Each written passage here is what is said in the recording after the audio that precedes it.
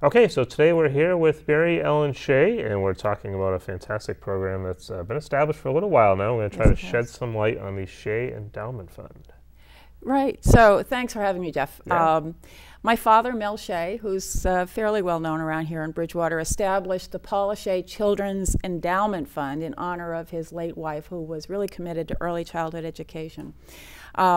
The fund has been around for a couple of years. I've been a trustee now for less than a year, for about a year. And the fund, or the endowment, provides money to support and enhance early childhood education programs for children in Bridgewater. Some of the programs, you want to know about some of the programs Absolutely. Yeah. we have supported? It's kind of exciting. So what we've already supported in the last couple years are some of the enrichment programs, the regular enrichment programs that already happen at the Mitchell Elementary School after school. We've helped support some innovative classes that they didn't have before, they weren't able to run before. And the endowment also provides money for scholarships to ensure access to those after-school programs for all the kids in the elementary kids in Bridgewater. There have been some other exciting programs that the endowment's been part of supporting, including programs at the library, like the Having Fun with Shakespeare program, where kids were actually doing Shakespeare. Another one was at the university, at Bridgewater State University, called Dancing Through the Pages, where the kids were involved with learning to read books and then express their understanding of the books through movement and dance. That's the kids had a lot of fun. Most recently, probably one of the more exciting programs we've been involved in supporting was a partnership between Bridgewater State University, the Bridgewater schools, the astronomy enrichment program. This is the first time such a program's been offered in Bridgewater. It was for 3rd and 4th grade children, and it was provided through the CASE program at BSU, which is the Center for Advancement of STEM Education, the sciences, science technology programs. For 8 weeks, the children who were involved in this program got transportation from the elementary school over to the university. The program was actually at the university at the Science Center. The program was taught by faculty at the Bridgewater State University, and they had hands-on activities at the observatory. And this was sponsored by the endowment, so the children involved were able to attend this program at no cost to the children or the family. And we're looking at running that program again fairly soon in the near future, because it was so exciting. It was very exciting.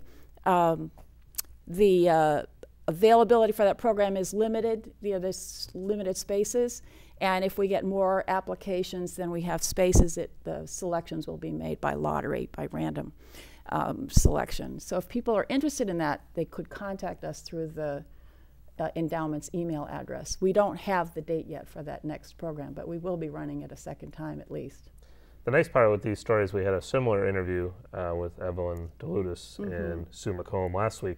Nice part about this is for a few years there in Bridgewater, we were talking about programs being eliminated, less and less being offered to students. It seems like over the past year or two, we've kind of did a little turnaround here in the enrichment programs. I know I've had a chance to participate in that program a couple of times, teaching some television production, and it's these programs, for those who may not be familiar with them, generally sell out more often than not. A lot of students get involved. It really extends the school day. It helps extend the school day, but it also encourages the children in a way about learning that's different than the classroom experience. Yes. And I think it's really important for children to develop a love of learning in many different settings, not to think that learning happens only in the classroom. That is exciting. You discover that they are very talented too. The students have a lot to offer. Children can be very talented.